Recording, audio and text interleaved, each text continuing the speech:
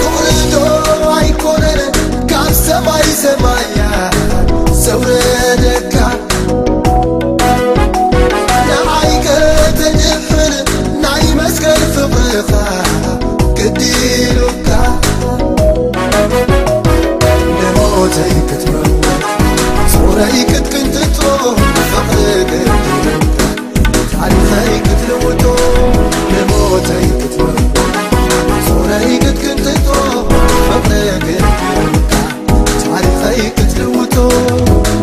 فقريخا فقري كابز بينو خان العلي فقريخا مسخا يلا سمسل آخر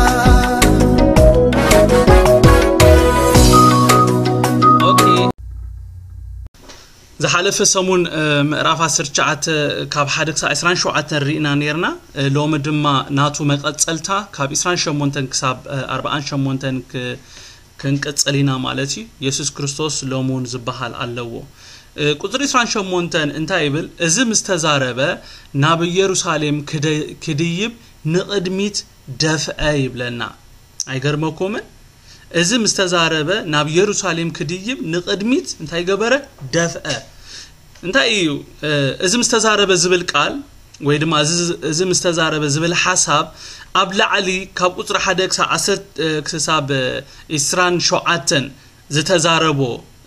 حساب زتقاللي يسوس غويتاي ويدما نعو زملكت قاليو يسوس نتاكوب حزبي بمثالي نتي بوبو تغلص زصبابيوا منغستي املاح كم زي تغلص تزاريبو دحري مودو ايو نغزو نبي يروشاليم غصو دافيو مالتي يسوس طراهيو نتي اب قدمي زصبي زلو ነገር ዝፈልጥ ቅዱሳን ሓደ ነገር ክነግረኩም ናብ ኢየሩሳሌም ንቅድሚ ደፍአ ኸብለና ሆሎ ሓደ ነገር ክነስተብለሉ ዝግባአና ነገር እንታይ እንደሕር ኢልና ኢየሱስ ክርስቶስ ናብቲ ዝመጻሉ ዓላማ አቢሉ ዝደፍእ ዘሎ ክብርን ጎይታ ይኹን ኢየሱስ ጥራዩ ነቲ ኣብ ቅድሚ ዝጽበየ ዘሎ ነገር ዝፈልጥ ደቀ መዛሙርቱ ኾነ እቶም ዘዳፍኡዎ ዘለው ህዝቢ ኣብ ኢየሩሳሌም እንታይ ይጽበየ ከም ዘሎ ዝፈልጥዎ ነገር የለም ናብ ኢየሩሳሌም ክድይብ ንቅድሚ ደፍአ ኸብለና ኾሎ ክርዳአና ዘለዎ ነገር እንታይ እዩ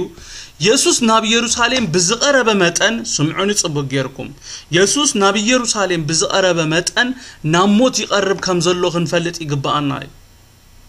ኢየሱስ ናሞት ይዝደፍእ ዘሎ ኢየሱስ ነቲ ዝመጻሉ ዕላማ ንምፍጻሚው ንቅድሚ ዝግስግስ ዘሎ ማንም ሞት ኣብ ቅድሚኡ ከም ዘሎ እንዳፈለጠ ዝግስግስ የለ ኢየሱስ ግን ፍቃድ አቦ ንምፍጻም ኣብ ኢየሩሳሌም ዝጽበየ ነገር እንዳፈለጠ ናሞት ገጹ ክደፍእ ኾሎ ንሪ ጎይታ እንታይ ኣብ ኢየሩሳሌም ምስከደ ኣብ ህይወቱ ዝኸውን ነገር እናፈለጠ እዩ ንቅድሚት በኃይል ዝደፍእ ዘሎ ክብርን ጎይታ ይኹን ቁጥሪ 19 ሳርባዕ ድማ همزيبل ኮነ ድማ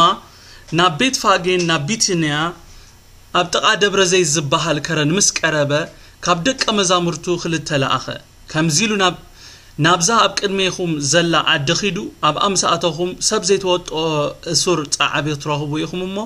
ንዑ ፈቲሕኩም ኣምጽዎ ሓደ ስለምንታይ ትፈትሕዎ ኣለኹም ኢሉ እንተሓተተኩም ከዓ ጎይታ ይደልዮ ኣሎ በልዎ እቶም ተለኣኹ ከይዶም ከምታ ዝበሎም ረኸቡ ንሳቶም ነቲ ጻዕብ ክፈትሕዎ ኸለው ዋናታቱ ነዚ ጻዕብ ስለምንታይ ትፈትሕዎ ኣለኹም በልዎ ንሳቶም ድማ ጎይታ ይደልዮ ኣሎ በልዎ ናብ ኢየሱስ ይሕዞሞ መጹ ኣብቲ ጻዕብ ክዳውንቶም ጠይቂ ምስ ገበሩ ከዓ ንኢየሱስ አቡ ኣወጥሕዎ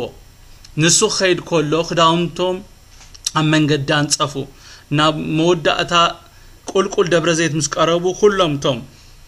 ብዙሓት ደቀ መዛሙርቱ ብዛዕባቲ ዝረአይዎ ኩሉ ሓይልታትን ክሕጎሱን ንኣምላኽ በዓቢ ድምጺ ከመስግንዎን ጀመሩሞ ብስም እግዚአብሔር ዝመጽእ ንጉስ ብሩኽ እዩ ሰላም ኣብ ሰማይ ክብሪ ኣብ ኣርያም በሉ ካብቲ እኩብ ህዝቢ ድማ ሃያሎ ፈሪሳውያን መምህር ደቀ መዛሙርትኻ ግንሃዮም በልዎ ንሱ ከዓ እዚኣቶም እኳ ስቕን ተበሉ እዞም ኣእማን ክጭድርዮም እብለኩም ኣለኹ ኢሉ መለሰሎም ይብለና ክብርን ጎይታ ይኹን ኢየሱስ ኣብ ኢየሩሳሌም ምስ በጽሐ ዝበጽሖ ነገር ቀሊል ከም ዘይኮነ አጸቢቁ ይፈልጥ እዩ ወላውን እቲ ኣብ ቅድሚኡ ዘሎ ጽዋዕ መሪር ተኾነ ኢየሱስ ግን ጉዕዙኡ ናብ ኢየሩሳሌም ኣያቋረጸን ናብ ኢየሩሳሌም ካብ ምኻድ ኣይቋረጸን ዋላ እኳ እንተፈለጠ እንታይ ከም ዝጽበዮ ኢየሱስ ነቲ ብዛዕባኡ ዝተጻሕፈ ትንቢታት ጽሑፋት ብኽፍጾሙ ስለ ዘለዎም ብዓቢ ድማ ፈቃድ ኣቦ ክፍጽም ናብ ኢየሩሳሌም ገስጊሱ ኣብ ጥቓ ኢየሩሳሌም ከም ዝበጽሐ እዩ ናይ ሎሚ መጽናዕትን መጽሓፍ ቅዱስና ዝነግረና ቤትፋጌን ቢታንያን ጥቓ ኢየሩሳሌም ዝርከባ ቁሸሻት ክኾና ኸለዋ ቤትፋጌ ማለት ኣብ ማርቆስ ጽቡቕ ጌርና ጽነዕና ነርና ነዚ ክፍሊ ናይ በለስ ቤት ማለት እዩ በለስ ዘለዋ ቤት ማለት እዩ ቢታንያ ካብ ኢየሩሳሌም 13 ኪሎሜትር ርሒቓ ትርከብ ቁሸት እያ ቢታንያ ማለት ድማ ቤት ተምሪ ማለት እዩ ክብርን ጎይታ ይኹን ኢየሱስ እምበኣር ነቲ ዝመጻሉ ቀንዲ ዕላማ ንምፍጻም ዝተረፎ ግዜ ኣዝየን ውሕዳት ከም ዝኾና እዩ ዝኽፍሊ ዝምህረና ካብዚ ክፍሊ እዚ ብዙሕ ነገር ክንመሃር ኢና ኢየሱስ ኣብ ጥቓ ኢየሩሳሌም ምስ በጽሐ እንታይ ገይሩ መታን እቲ ብዛዕባኡ ዝተጻሕፈ ትንቢት ክፍጸም ክልተ ካብ ደቀ መዛሙርቱ ናብታ ኣብ ቅድሚኡ ዘላ ዓዲ ኸይዶም ሰብ ዘይተወጠሖ እሱር ጻዕቢ ፈቲሖም ከምጽሉ እዩ ልኢኽዎም ነዚ ክፍሊ እዚ ከምታ ዓንቶይ ዝነገርኩኹም ኣብ ወንጌል ማርቆስ ብሰፊሕ ኣጽኒዕና ነርና ወንጌል ማርቆስ ክነጽንዕ ኾለና ትዝክሩ እንድሕር ኮይንኩም ኣብ ክልተ ቃላት ኣተኪርና ብዙሕ ተዛሪብና ነርና ጸቂትና ዝተዛረብናለን ቃላት ድማ እንታይ ዝብላየን ለኣኸ ዝብልን በሎምን ዝብላ ክልተ ቃላት ነረን ትዝክሩ ዲኹም ቶም ምሳና ዘጽናዕኹም እዚ ሎሚ ኣብ ሉቃስ 19 ካብ 28 ክሳብ 40 ነጽንዖ ዘለና ሓሳብ ኣብ ማርቆስ 11 ካብ 1 ክሳብ 10 ብሰፊሑ ዘጽናዕናዮ ክፍሊ እዩ ስለዚ ምልሲልና ካብቲ ዝሓለፈ እንተተወከስና ይጠቕመና እምበር ኣይጎዳኣናን እዩ ኣሜን ኣብ ማርቆስ 11 ካብ 1 ክሳብ 2 ኸይድና ክንንብብ ከለና ከምዚ ይብል ናብ ኢየሩሳሌም ናብ ቤትፋጌ ናብ ቢታንያ ኣብ ጥቓ ደብረ ዘይት ምስ ቀረቡ ድማ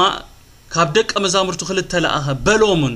ኣብ መንጽርኩም ናብ ዘላ ዓዲ ኪዱ ናብ ኣኽተኣቱ ከለኹም ብእቡኡ ሰብ ዘይተወጥሖ እሱር ጻዕቢ ክትረኽቡ ኢኹም ፈቲሕኩም ካ ኣምጹለይ ኣብ ሉቃስ 19 ነዚ ሓሳብ ካብ 29 ክሳብ 30 ክንንብቦ ከለና ድማ ተመሳሳሊ ሓሳብ እዩ ዘለዎ ኮነ ድማ ናብ ቤትፋጌን ናብ ቢታንያ ኣብ ጥቓ ደብረ ዘይት ዝበሃል ከረን ምስ ቀረበ ካብ ደቀ መዛሙርቱ ክልተ ለኣኸ ከምዚሉ ናብዛብ ቅድሚኹም ዘላ ዓዲ ኪዱ ኣብ ኣምሳኣተኹም ሰብ ዘይተወጥሖ እሱር ጻዕቢ ክትረኽቡ ኢኹም ንዕኡ ፈቲሕኩም ኣምጽዎ ኣብ ማርቆስ ክልተ ለኣኸ ምስ በለ በሎምን ኢሉ ነቲ ዝበሎም ነገር ብዝርዝር ናብ ምንጋር ይዝሓልፍ ሉቃስ ውን ብተመሳሳሊ ክልተ ለኣኸ ምስ በለ እንታይ ኢሉ ከም ዝለኣኸም ክነግር ከምዚሉ ኢሉ ነቲ ኢየሱስ ዝበሎም ነገር ብዝርዝር ናብ ምንጋር ክሓልፍ ከሎ ኢና ንርኢ ክልቲኦም ለኣኸ ዝብልን በሎምን ዝብልን ሓሳብ ሒዞም ኣለዉ ስለምንታይ ነዚ ኩሉ ክነግረኩም ደለየ መስለኩም መታን ነተን ክዛረበለን ደለየ ዘለኹ ክልተ ዓበይቲ ሓሳባት ማለት ለኣኸ ዝብልን በሎምን ወይ ድማ ከምዚሉ ዝብላ ዓበይቲ ነጥብታት ክዛረበለን ስለ ዝደለኹ ኣብ ዘለናየ ዘመን ቅዱሳነ ኣብ ዘለናየ ዘመን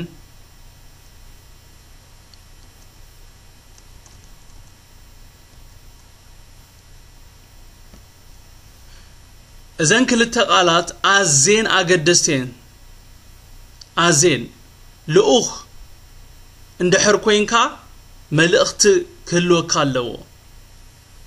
ብዘይ መልእኽቲ ልኡኽ ክህልው ኣይክእልን ብኸመይ ነዛን ሓሳባት ሎሚ ጸቂጠ ደጊመ ክዛረበለን ደልየ ዘለኹ እዘን ክልተ ቃላት ማዕረ ዝኸዳ ክፈላለያ ዘይክእላ ከምቲ ኣብ ሓደ ሳንቲም ዘለዋ ስእልታት ንዓይ ማለት እዩ ለኣኸን ዝብላን በሎምን ዝብል ልኡኽ እንድሕር ኮይንካ መልእኽቲ ለካ ማለት እዩ መልእኽቲ እንድሕር ኣለካ ልኡኽ ኢኻ ማለት እዩ ነዚ ክብል ዘኽኣለን እንታይ እዩ ሓደ ሰብ ተለኣይኸ እንድሕር ደኣ ኢሉ መልእኽቲ ኣለዎ ማለት እዩ ምሳይ ኣለኹም ዶ መልእኽቲ ኣሎኒ እንድሕር ደኣ ኢሉ ከዓ ነቲ መልእኽቲ ኣትሒዙ ዝለኣኾ ለኣኽሎ ማለት እዩ ብሓፂሩ መልእኽተኛ ማለት ካብ ለኣኺኡ መልእኽቲ ዘለዎ ሰብ ማለት እዩ መልእኽተኛ እንድሕር ኮይንካ ነቲ ዝተዋሃበካ መልእኽቲ ጥራይ ክትብል ወይ ክተብጽሕ ጥራይ ዘለካ እንድሕር ዳ ወሲካ ወይ ኣጉዲልካ ድማ بتلأخيخا تحتات تخون مالتي يسوس نزوم كل دق مزامرتو كل أخوهم كله ملأخت هيبوي لإخوهم آمين ده زوم كل تلأخات قبل أخيهم كابي يسوس ملأخت اللو حدث بلأخي ويتلأخي عند حردا إلو ملأخت اللو مالتي كابو قتلنا قدمي نتمل ملأختو مسمعنا من كمزل أخو مفلات كأ أزيا قداسي ملأخت على الناس لزبالة ملأخت على الناس لزبالة ملأخت خلو نقبلو مالتها يكون مني لأخي كابي تلأخو نتملأخت سردو مني أقداسي إذي لأخذ زبل قال ترجمون دحر إنايو رزين ترجم زلوا قالي لأخذ زبل قال بغريك انتاي زبلو أبوستيلو يبلو ترجموها مفلاي وين حد نجر استفله زتل أخ وين حد تلأخو زتل أخ زبل ترجم زلوا زوم سبات نحد purpose يسوع كريستوس نزوم كل تفليوم سرحهم دما فلوتيو يسوع كريستوس نزوم كل تخفليهم كله لأخ مالت نحد purpose فليوم مالتي يسوع نزوم كل تدق أمزامر تخلقهم كله نقول لحنا بروح كخون زلوا زوم سبات بتل أخيهم نحد تلأخو كم استفليو خرد أنا اللوا نتسرح بقعاتهم إلو نتسرح زمدبهم نسو مخانو بقدامنت كنفلت أزيا قداسي آمين ده بزي قدس قويتا نمن حاريو نيوحنس دي نبيتروس بزي قدس قويتا نزوم كلتا كابتوم عسر تخلتا فاليو نزميشن كل أخوهم كله نتتهل أخو بقعاتهم إلو سلز آمنيو ملأخت إهيبو لإخوة تزقدس من يلي أخومي تم سبات هيكونن زقدسو مبزحتنا نسبات رئينا كنستنعقهم ويدما زقب أخبر خاينبهم نخقلنا قن لأخاتنا اكزيابير كخونو خقلي نتملأختي كنقبلو قالونا بكزيابير نهر استلا أخوينا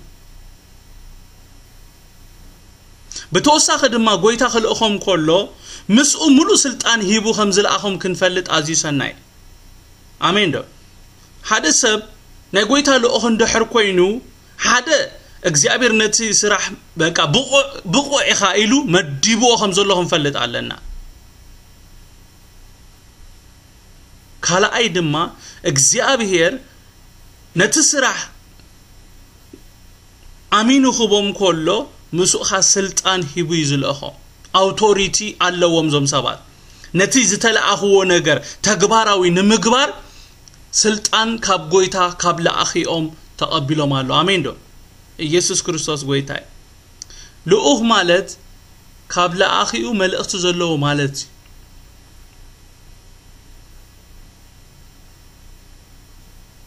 ملأختين ياسب ناتو نجر زي كونس نايتي زلأخو ملأخت ترايو كما حلالفن كقبرون زلو سلازي ملأختين يا مالت ناتو نجر زي بلو تتقبلو زما حلالف مالتي حقيدا ملأختين يا مالت لك خمزوم أمناي لوم مصنعت مصحف قدسنا نريهم سبات مالتي بحصيرو لوم كما حلالفو دلي زلخو حل نغري اغزيابير كلئ كله سوق إلو أيلأخن ملأخت هيبو يزلأخ زتلأخ سب دما ملأخت اللو آمين دو أمباسادر يسوس نزوم كل تدق أمزامر تخل أخوهم كله انتا إلو يلي أخوهم كون دما نبيت فاقين نبيتنا أبتقى دبر زي زبحال كارن مسك أربا كابدق أمزامرتو كلتا لأخ كمزيلو ريهم لأخ كمزيلو حجي لأخ اندحر كوينكا ملأخت اللكا مالتي نابزا بقدميهم زل عدخيدو تملأختي زي أبا أمساعتهم ساب زي توتوه أسر تعبغ ترغبيخم نعو فتحكم أمتصوه حدث لمن تفتحوا اللهم إلو انتحتتكم كأ قويتا يدليو اللو بلو سلست نقراتنا بزن رئيز لنا انتايو نقويتا نري لنا نتوم لأخات نري لنا اندقنا دما توم واناتات نايت تصعبي اللو قويتا خلقهم كله كم تعنتو يزنقركهم ملأختي هيبو يسديدوهم ملأختي ترايزي كونسي مست ملأختي اتملأختهم دما انت عينت ملأختيو authority زلوا ملأختيو آمين دو ካብ ጎይታ ሓደ ሰብ ካብ ጎይታ ከም ዝተለኣኸ ብምንታይኩም ትፈልጡ መሲልኩም እቲ መልእኽቱ ተቀባልነት ኣለዎ ስልጣን ስለዘለዎ አውቶሪቲ ስለዘለዎ እቲ መልእኽቲ ብዘይ ገለጸገም ኣብቲ ዝተለኣኸ ቦታ ይበጽሕ ኢየሱስ ጎይታይ አሜን ኢየሱስ ነዞም ክልተ ልኡኻት ናበይ ክኸዱ ከም ዘለዎም እንታይ ክገብሩ ከም ዘለዎም እንተ ተሓቲቶም ድማ እንታይ ኢሎም ክምልሱ ከም ዘለዎም ነጊሩ ይሰዲድዎ ኢየሱስ ኩሉ ኣብ ቅድሚኦም ዘሎ ፍጻሜታት ሓደ በሓደ ኣቀዲሙ ነጊሩ ክሰዶም ኮሎይና ኣብዚ ንርኢ ዘለና አሜን ዶ በእግዚአብሔር ዝተለኣኸ በእግዚአብሔር ዝተለኣኸ ሰብ ፍጹም አይደናገርን እዩ ናበይን እንታይ ክብልን እንታይ ክገብርን ከም ዘለዎ በቲ ዝልእኾ ስለዝንገሮ ማለት እዩ ኣይኮነ እንዲ ቅዱሳኔ ብዙሕ ክንጠቅስ ንኽእል ኢና ካብ መጽሓፍ ቅዱስ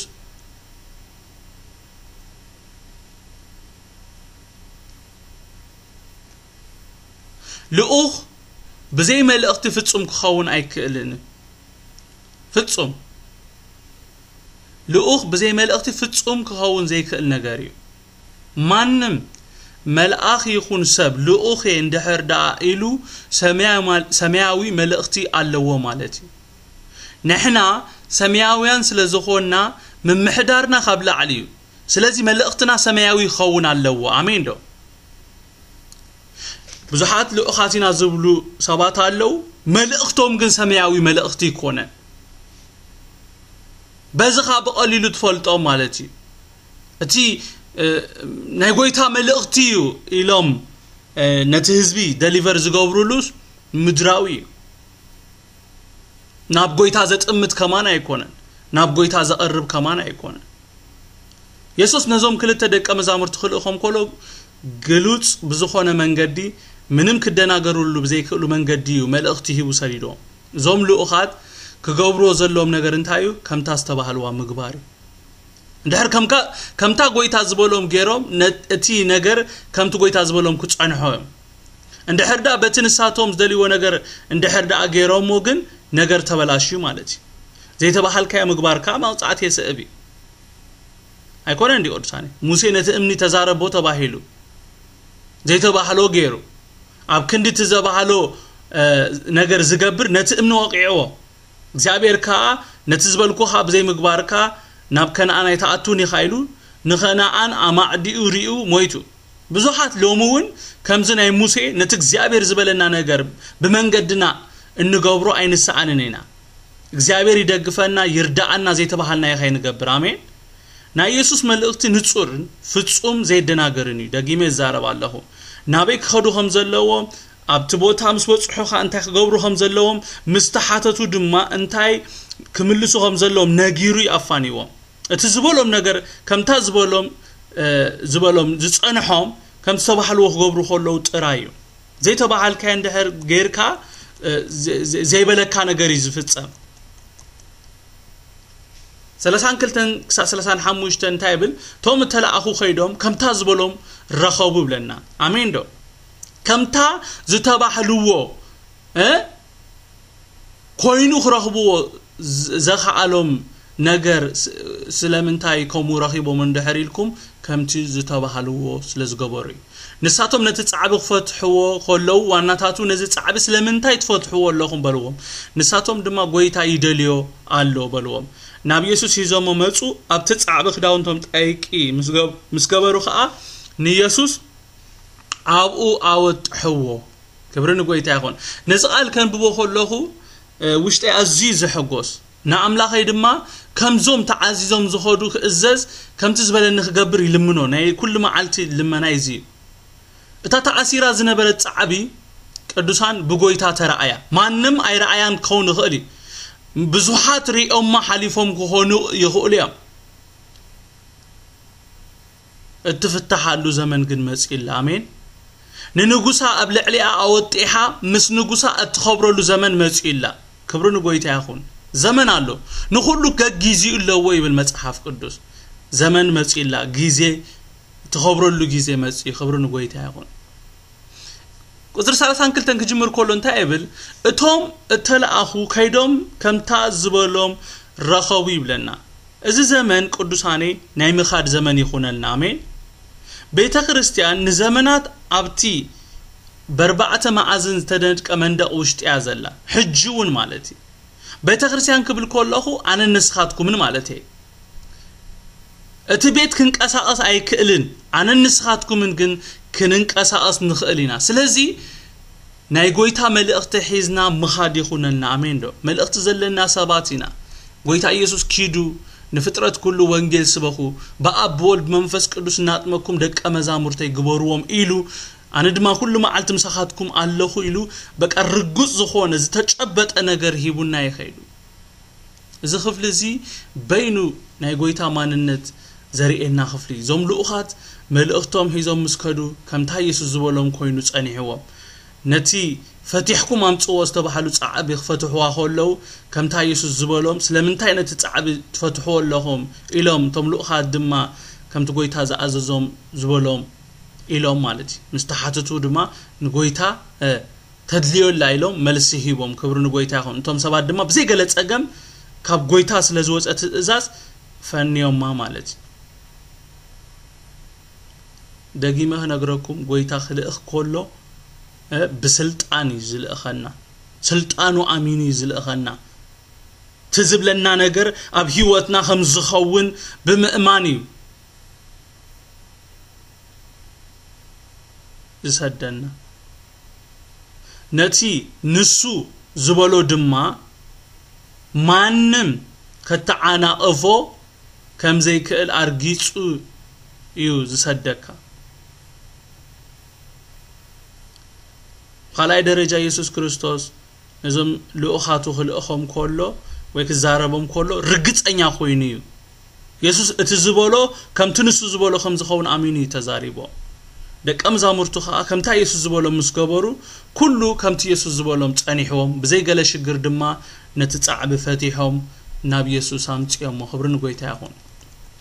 سلسان حموشن سلسان شمون تندمان تابل نبي يسوع حيزهم ممتو أبتتصعب خداون توم تأيقي مسجبارو خا نيسوس أبو أو تحوه نسخ خير كله خداون توم أمن قد ينصفو نمود داتا قول كل دبر زيت مسكربو كلاتهم توم بزح حدك مزامرتو بزعباتي زرعي وكل حيلتاتن كحجوسون نأملاخ بعبد دمت خمس جنود جمرو مو بسم إجابر زمت النجوس بروخيو سلام أب سماي كبري أو أريان بولو بلنا كبرنا قوي تكون لو من دام بكو زقال زين تاي كم زرع أخذ فلتو كلهم من يوم توم نقويتا أمسجينهم ومن دحريلكم كلهم توم بزحد دك أمزامرتو تهزبي كونن آمين دو حجي كمان نزقال زين بيبي قري مني حجي ترى كبرنا قوي تكون توم كلهم توم بزحد دك أمزامرتو يزبل بزعبات زرعي وكل حيلتات كحجوسون نأملاخ أبي دمت كمسجنون جمروا بلنا خبر نقويتا يكون توم ناتو يوم نقويتا خبر زمت وزلوك زيابير شمي باره سمتى مثلكم نتخداون توم تأيق أمه ويدما سمتى مثلكم نخداون توم كم تأيق إتتك إمامولون دحر إلنا قدساني زت عبزي كدم حجي منم أبلع لي تهوتي حوس لزي فلتي خبر نقويتا يكون قدمي يسوس مانم أبلعلي إذا تعبت هوتي حسل زي فلت ناي بعلو تأيكي عينورون مالتي سازدك أما زامرتو حدش تأيكي أبزي مانم تهوتي حو زي فلت تعبخ غوروخ نيروام كبرنو قوي تايخون كالك هابز خفلي كن وصدو زلونا نتبين تايون دهر إلنا نتخداون توم تأيكي زغورو توم ستل أخويا تتأيكي نخلت تنقري زغلقل تقدام يا أقلقلوتو تأدقي تي زت عن أدقي كي قدا خهون كله تخال أي دما دحرسب زود حلو نتسب كي كركحو بمبال زجبر نجاري كم زخورش شامالتي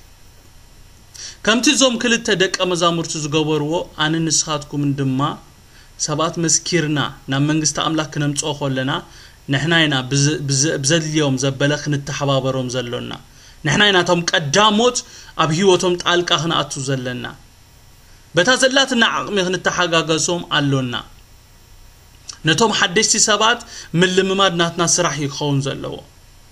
توم كلت قداموت كداونتم طيقي مسغورو توم كالو دما اسروم كسعبو خلو نري ارآيا خوينومم نتوم اكوبات حزبي ارآيا خوينومم نساتهم جاكيتوم ساتهم كناتيرኦም نساتهم مغولببيኦም አውጽዮም ንጎይታ ከጎብሮ ሆለው ንኽብሩ ጎይታ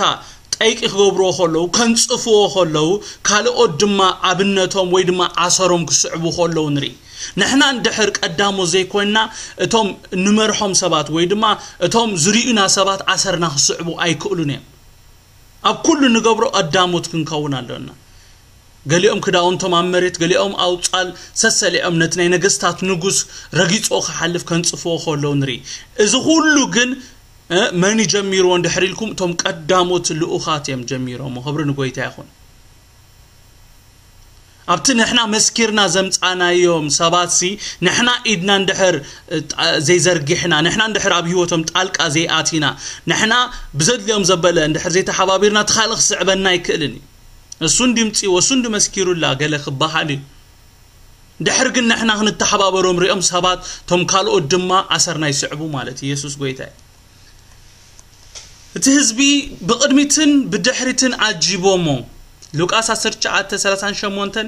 انتا يبل بسم እግዚአብሔር ዝመጽ ንጉስ ብሩኽዩ ሰላም አብ ሰማይ ክብር አብ አርያም ይብሉ ነይሮም ብለና አማርቆስ ድማንታ ይብለና ቀቅድሚኡ ዝኸዱን ደድሕሪኡ ዝስዕቡኻ አዊሎም ሆሳና بسم እግዚአብሔር ዝመጽ ብሩኽዩ እታትመጽ ዘላ መንግስት አቦና ዳዊት ብርኽትያ ሆሳና አብ አርያም በሉ ይብለና ቶም ህዝቢ ኢየሱስ ዝጽበየ ዘሎ ነገር እንተ ዝፈልጡ ከምዚ ገሮም አይ ማዓጀቦ ነይሮም ሐቀይዶ نتب قدمي زلو زفلت بعل يسوس طراي كم تدغاغيمو ناي እግዚአብሔር ቃል ዝነግረና ኢየሱስ بزعوا موتن تنساين ابز زاربلو اوان دق مزامرتو ፍጹም ይርድኦም ከም ዘይነበረ ይነግረና አያስተብህልዎንም ነይሮም ስለዚህ ኢየሱስ ጥራዩ ድሕሪ ሂደት ማዓልታት አብ ህይወቱ ዝፍጸም ፍጻሜታት ዝፈልጥ እቲ ህዝቢ ንኢየሱስ ከም ንጉሶም አጂቦሞ ዘለው መንግስት ዘአውም ስለዝመስሎሚ ሞት ይጽበየው ከም ዘሎ ናብ መስቀል ይኸይድ ከም ዘሎ ተዝፈልጡ ነይሮም ሲየ ይኮነን ምንም ነገር ጃኬት አይኮነን ቆጽለ ኸማን አይመንጸፉሉን ነይሮም ነዚ ካፕትን ሳቶም ዝዛረቦ ዘረባኽን ፈልጦ ንኽእሊና ታትመጽ ዘላ መንግስት ቦና ዳዊት ብርኽቲ አናበልዮም ዝጭድሩ ነይሮም እዚ እቲ ህዝቢ ዝጭድሮይ ስለዚህ ተእኩብ ህዝብ ኢየሱስ ንምንታይ ዕላማ መጽን ኣብ ቅድሚ ዝጽበየ ዘሎ ነገር ፍጹም አይፈልጡን እዮም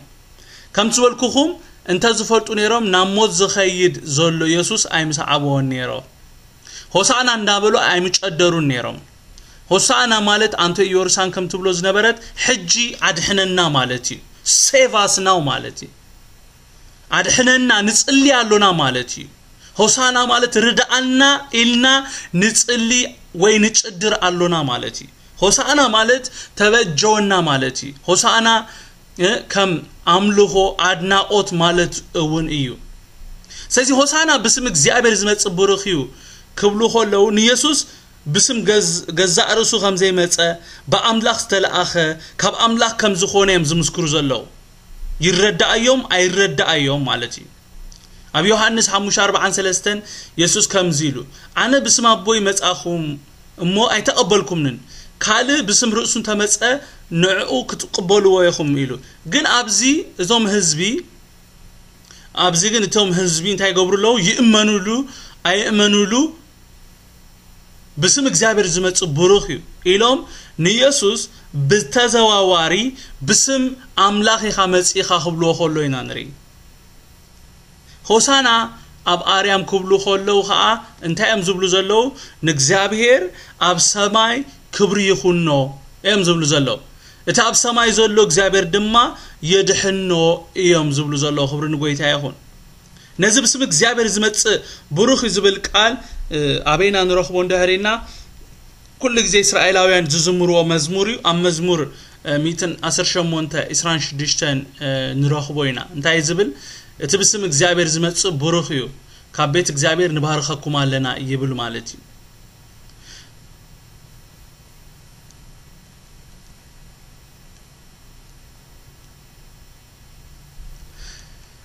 ሉቃስ 10:39-40 ካብቲ እኩብ ህዝብ ድማ ሓያሎ ፈሪሳውያን መምህር ንደቀ መዛሙርትኻ ግናሓዮም በልዎ ንሱኻ እዚኣቶም እኳ ሱቕ እንተበሉ እዞም ኣማን ክጭድርዮም እብለኩም ኣለኹ ኢሉ መለሰሎም ፈሪሳውያን ንኢየሱስ ዝግበረሉ ዝነበረ ኣቀባብላ ስለዘይ ሕጎሶም ንኢየሱስ ንደቀ መዛሙርቱ ሱቕ ከብሎም ከሓትዎ ከለዉ ንርኢ ፈሪሳውያን በዓሎም ሱቕ ከብሎ ኣይፈተኑን ክንብል ኣይንኽእልን ኢና በዝኾነ ኩሉ ፈተነታቶም ከም ዘይሰለጦም ኢና ኣብዚ ክፍሊ ንርኢ ኢየሱስ ነቶም ኣፍቶም ዝጭድሩ ዝነበሩ ከዓጹሎም ዝሓተትዎ ፈሪሳውያን እንታይ ኢሉ መሊሱሎም እዚኣቶም እኳ ሱቕ እንተበሉ እዞም ኣማን እንታይ ገብሮም ኢሉ ክጭድሩ እዮም እብለኩም ኣለኹ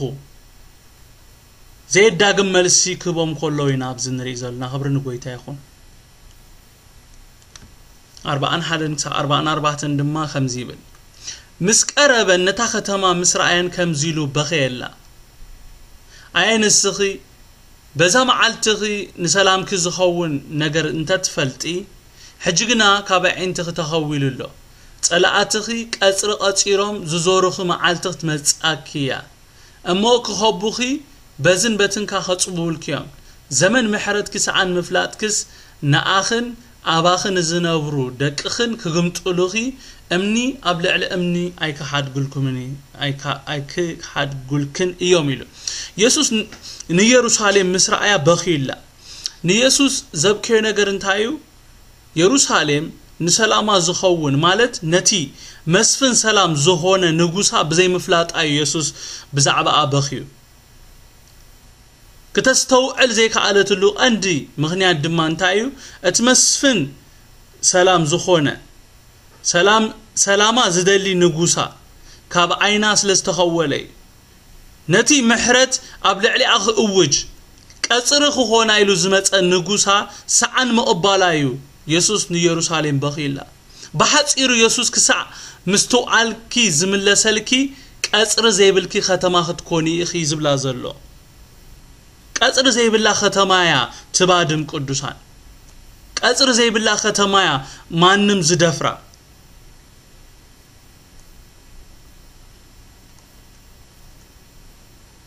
ስለዚህ ኻይ ጎይታ ኢየሱስ ንኢየሩሳሌም በኺላ ማለት ካብ 45-48 ድማ ከምዚ ይብል ናብ ቤት መቕደስ ኣትዩ ኸኣ ነቶም ዝሸጡን ዝሻየጡን ቤተይ ቤት ጸሎትያ ተጻሒፉሎ ንስኻትኩም ግና በዓቲ ጓሃሉት ገበርኩሞ እናበሎም ከውጾም ጀመረ ኣብ ጸጽባሕ ካብ ቤት መቕደስ ይምህር ነበረ ሊቃውንቲ ካህናትን ጸሓፍትን ኣብ ቤት ህዝብታት ድማ ከትፍእዎ ይደልዩ ነይሮም بزلت حزب جنا سمعه دليل يعصلو نبرمو زغبرو سانو يبلنا يسوس نبيت مقدس آتيو زغبرو نجر انتايو نتوم زشطون زشايطون ايو كابيتو كوصوم جميرو يسوس نتوم زشطون زشايطون سبا سؤلي ايكونن اوصيوم انتاي دا سلامنتاي كابيت املاخ يوصوم كمزلو እንዳነገሪ ያውጽዎም ኢየሱስ ክርስቶስ ስለምንታይ በኹርማ ጀውጾማሎ ምኽንያቱ እና ነገረዩ ዘውጾም ነሩ ሰኡሊ ኮነነቶም ሸይትን ተሻይትን ዘውጾም ዝነበረ ቤተይ እንታይልዎ ቤት ጸሎትያ እምበር ናይ መነገድ ስፍራ ይኮነትን እዛኻ ጽሑፍዩ ትፈልጥዎ ይኹም እና ፈለጥኩም ይኹም ትጋገዩ ዘለኹም ንስኻትኩም ግና በዓት ጓሃሉት ገበርኩም ወናበሎም ንኽልትዮም ስምዕ ኢየሱስ ክርስቶስ ንኽልትዮም አድሬስ ዝገብር ዘሎ ነቶም ዝሸጡን ነቶም ዝሻይጡን ወይ ዝዕድጉን ብማዕረካ ቤቱ የውጾም ነይሩ ክብሪ ንጎይታ ይኹን ክልትዮም ደር ዘይወጽዮም ቅዱሳን እታ ቤት ኣይትጸሪና ሰሚዕኹም ኣለኹም ዝሰምዕ እዝኒ መንፈስ ዝብሎ ይስማዕ ክልትዮም እዮም ከወጹ ዘለዎ ምናልባት ንስኻትኩም እቶም ዝገዝኡ ዳ እንታይ ገይሮም ክትብሉ ትኽእሉ እዮም عدقتي انت زي هلو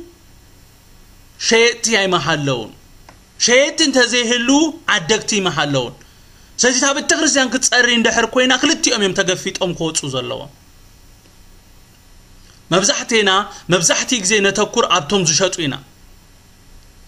اتوم شيئتي عدقتي انت زي نبروم نيرو اتوم شيئتي اي محلون نيرو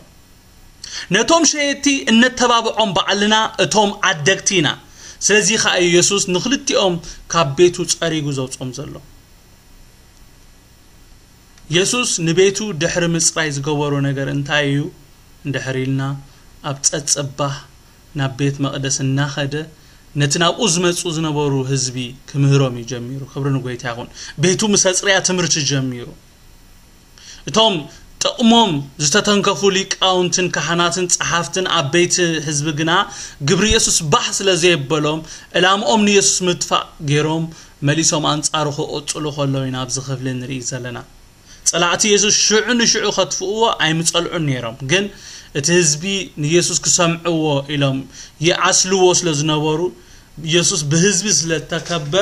ነቲ ዝሐሰብዎ ነገር ኣብትንሳቶም ዝደልይዎ ሰዓት ክፍጽምዎ ፈጽሞም አይተኻሎም ክብርን ጎይታ ይኹን ጎይታ ኢየሱስ በነገር ኩሉ ይባርኩም ናይሎም መጽናዕት መጽሐፍ ቅዱስና ብዝ ወዲና ለና የዳውና አልኢልና ጸሊና ክንውዲና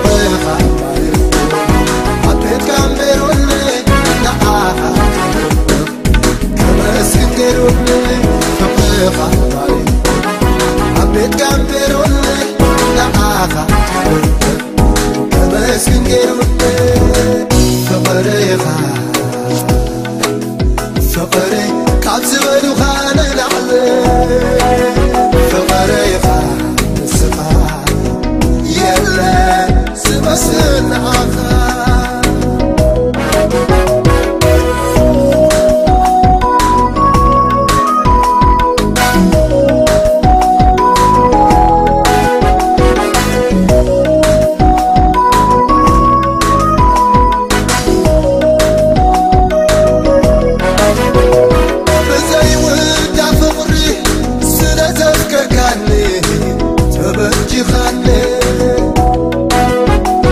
عزيز فتوكا ولدي ونيكا حبيت كاني عمي خوفك قلت عيكلني نتزل مسكاراي كفربي عمي خوفك قلت عيكلني نتزل مسكاراي كفربي فقري كعب زبلو خان العلي فقري نسخة يلا سبسل عخا